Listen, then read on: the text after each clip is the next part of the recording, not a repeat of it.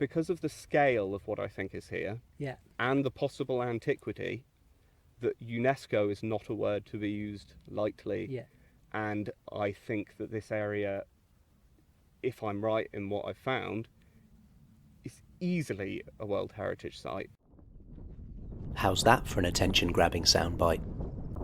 Maybe I'll get the hang of this viewer retention thing after all. Welcome back, Dartmoor lovers, to the Dartmoor podcast. You can't walk any distance on Dartmoor without tripping over something Bronze Age. Bronze Age hut circles, Bronze Age kists, Bronze Age stone rows, Bronze Age field boundaries, Bronze Age burial mounds, Bronze Age cairns, Bronze Age stone circles, and so on. But what is this Bronze Age of which we speak? And what's bronze got to do with it anyway? Bronze. Christ, I've never said the word bronze so many times before. It's quite a silly word when you think about it. Bronze. Bronze.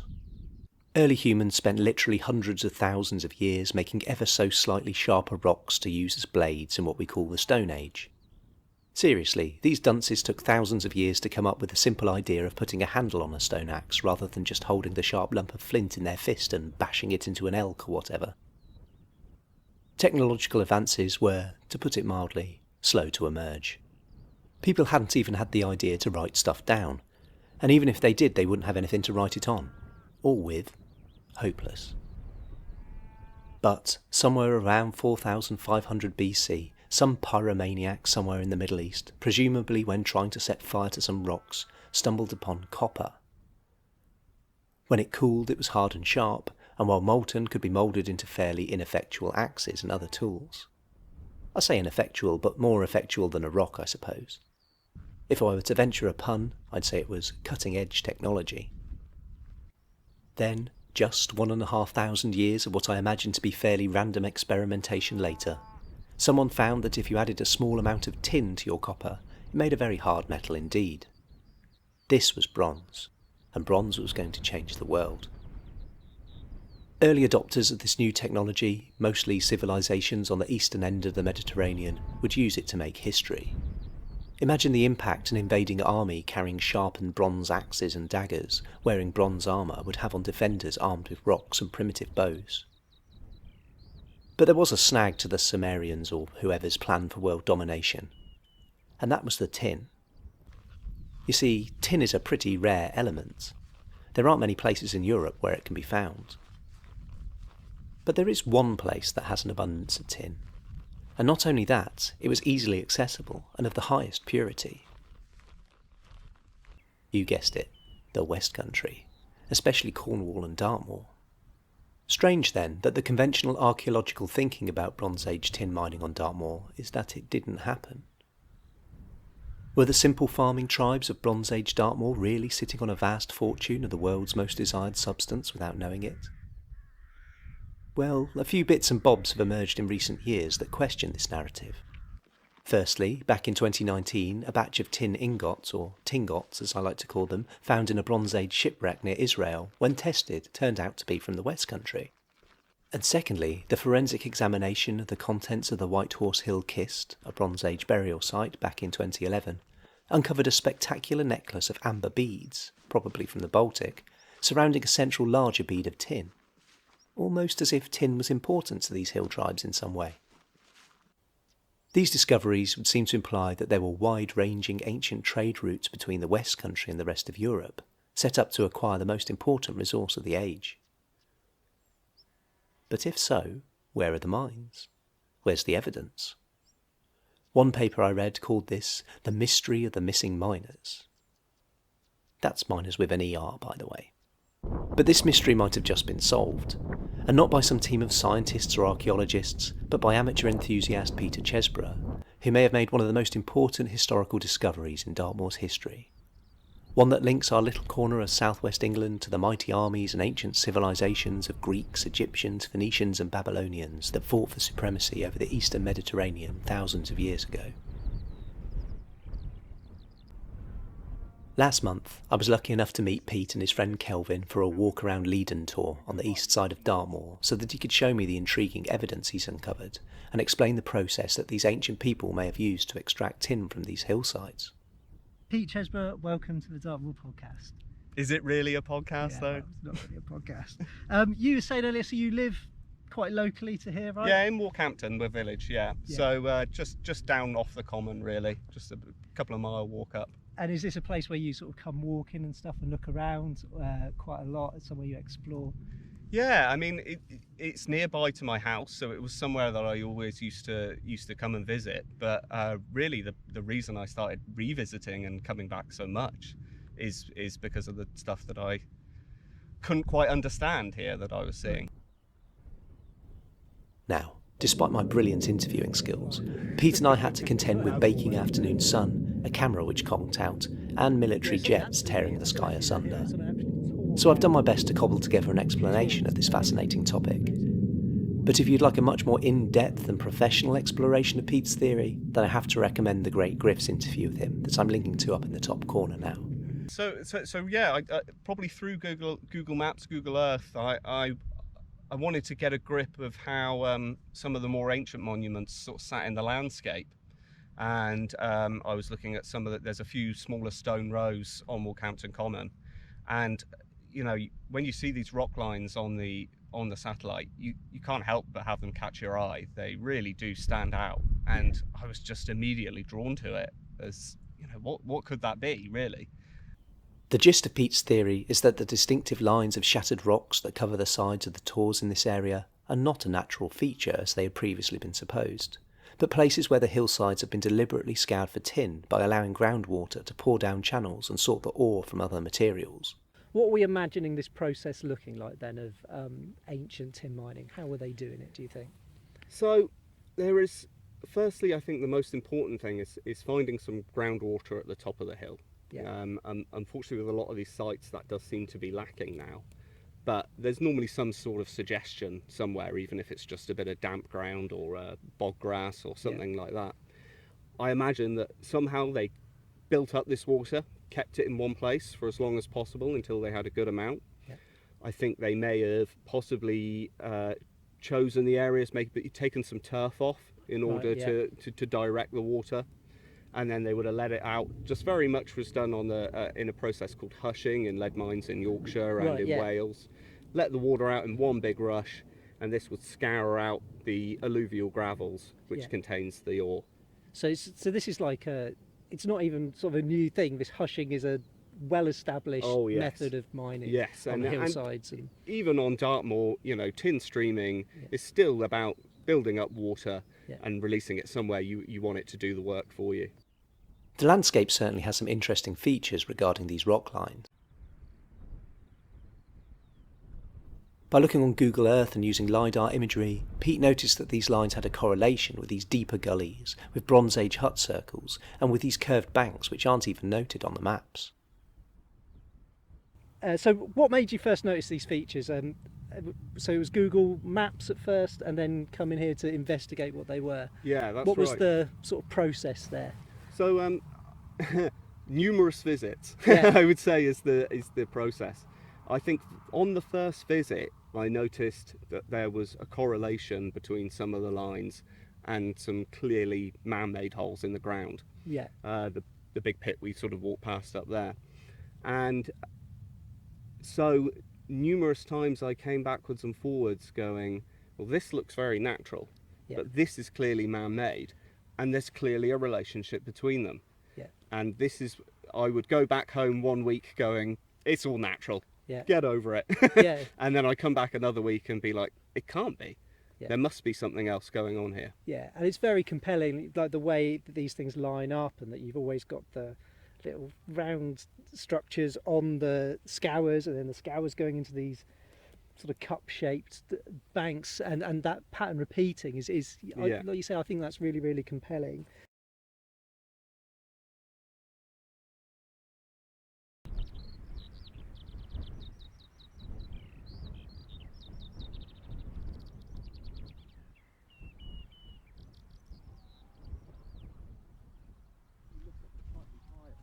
But Pete has come up against some challenges to his theory, and not least that the features he is hypothesising are part of a Bronze Age mining process have already been identified as something else. The rock scours have been recorded as a periglacial feature called patterned ground, and the deeper grooves cut into the earth are labelled as boulder quarries. What But both you've of sort these come up explanations against, have is some people problems. saying, oh, that's a periglacial feature, that's patterned ground, is what Mhm. it's called, I believe. What do you say to the patterned ground believers?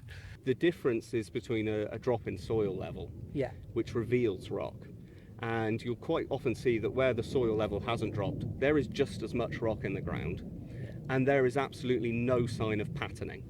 right, yeah. So you've got sort of stripes, but they're not, Actually, stripes of rock. Yeah, They're yeah. stripes in dips of soil. Yeah. where it's been dug out and you can see it. You're going along a little Yeah. dip where with the rocks sticking out of it because they've been uncovered as the surface material's been ripped off. We've got the military flying out.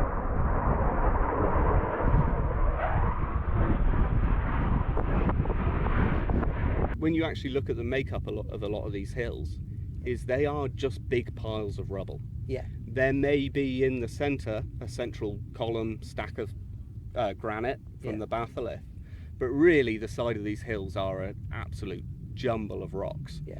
And I think you really have to be stretching it to say there's any patterning to where the rock is. Yeah. And as I say, it's revealed rock.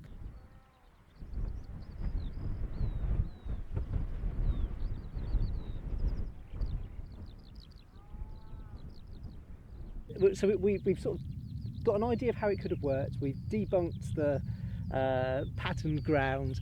The other one, which some of these features people have said they're boulder quarries. Yeah. Again, we've talked about that a bit as we've been going round, but it'd be quite good just to do it now, just to go over it now as well. Yeah. Why are those features not boulder quarries? Great. Yeah, this is a big bugbear for Yeah. me. I think it's a very interesting label, boulder quarries. We've got loads of quarries in the area, and loads we can go and look at and compare to these. Yeah. And when we do that, we find a lot of big differences. Yeah. Another strong idea is that the boulder quarries were used for building up the road. Most of them are nowhere near the road, as we've seen. Yeah. Very the one we're sort of bit we're sat in now is yeah. good distance from the road. Yeah. Absolutely. Yeah. And we've also seen something very similar at the end of a line of rock. Yeah. Probably about 1.5 miles, 2 miles away over the next rise. And Yeah. again, nowhere near the road. Yeah, and they seem to be again on these streams. There seems to be a pattern with them, which is Absolutely. very, very convincing. Having been there myself, you can clearly see that the rock lines are formed by water cascading down the hillside, cutting into the earth and revealing the rocks underneath. We even saw some examples where water was still running down.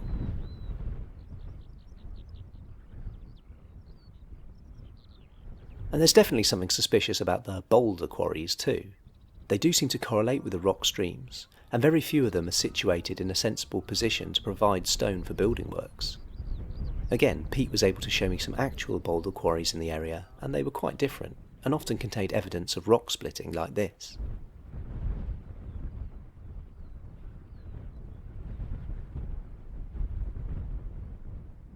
We've not covered the little round things. I guess is something we've not Yeah, talked about. they're those are very interesting because I really, as someone who's not an expert in mining, Yeah. especially ancient mining, Yeah.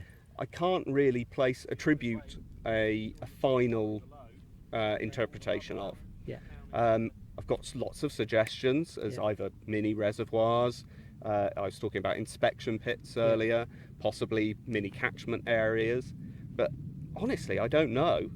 But they are definitely related to the lines, Yeah. and another interesting thing is they are not recorded on the historic environment record. Yeah, which is really, really odd.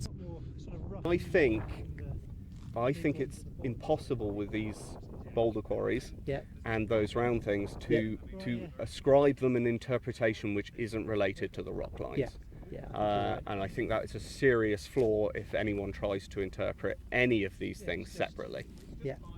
Yeah. And the sort of bigger sort of horseshoe-shaped pits we see at the bottom, we reckon maybe sort of collection of stuff and Yeah, heavier materials pouring into there. absolutely, yeah. So the semicircular banks we find at the bottom, the bigger ones, I definitely think these are collection areas, or pay areas as they call them, but also they sit at places where they could also act as reservoirs themselves Yeah. for then releasing water. Right, yeah. So that's it. I'm sort of trying to think, like, what's the logic of this? And, you know, someone would have really planned it out, but actually it could have been a lot more haphazard over hundreds of years as well, couldn't it? Absolutely. Like, let's do this bit. Oh, well, actually, what if you dam that bit up now and then let it out there? It could Yeah. just be much more sort of just... Yeah, I think it was a very organic process. Yeah.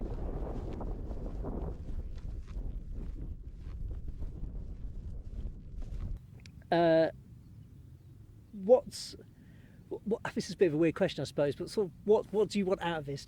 Who do you want to come and see it and sort of take you seriously, or do you need someone to come who's like an archaeologist and say, yes, this is really interesting and we're going to dig it up? Or I think I was speaking to an archaeologist who's a friend of mine, and he was just talking about archaeologists in general, about how they just want to know.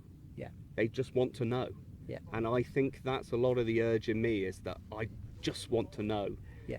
This place caught my eye, and I've been backwards and forwards, and now I just want to know. Yeah. You know, I want to understand it more.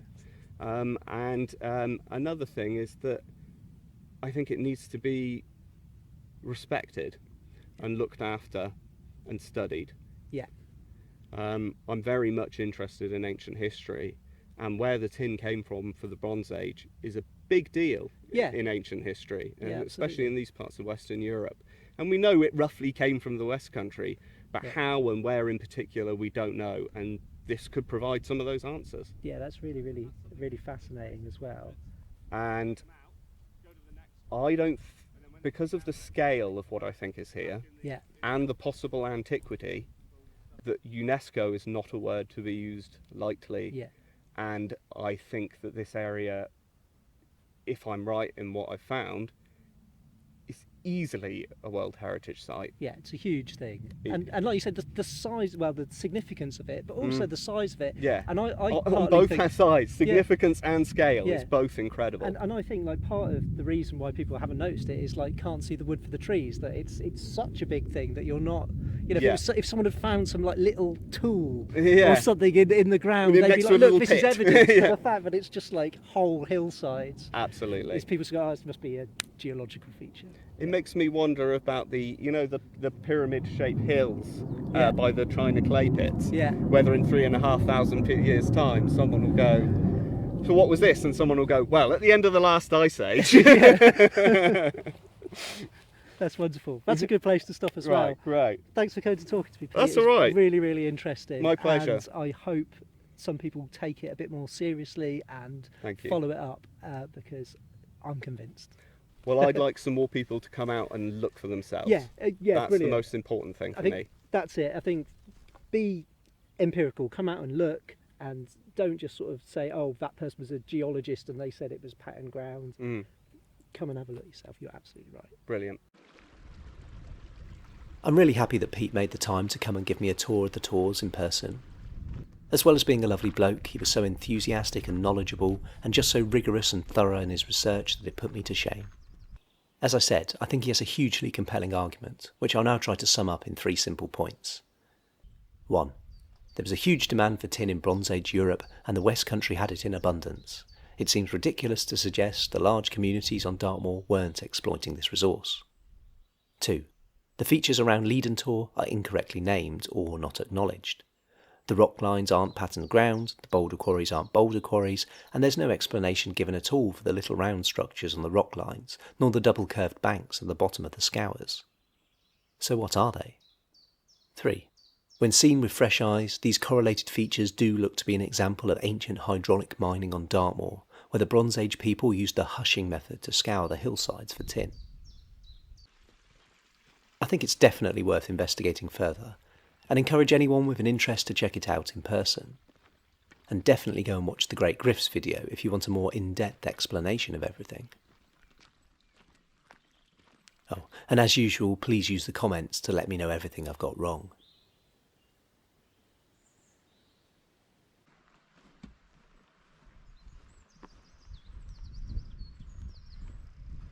I've really enjoyed looking back into prehistory today, thinking about those ancient people who worked these hillsides, marvelling at how far we've come, and wondering about all that's been lost and forgotten.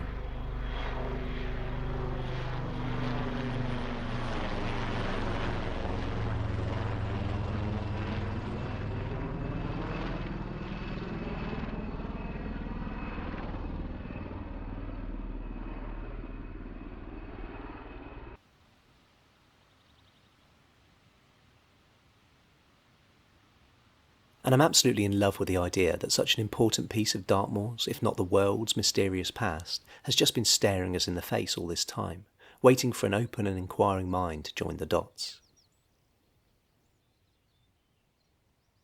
Thanks for listening, everyone. See you next time.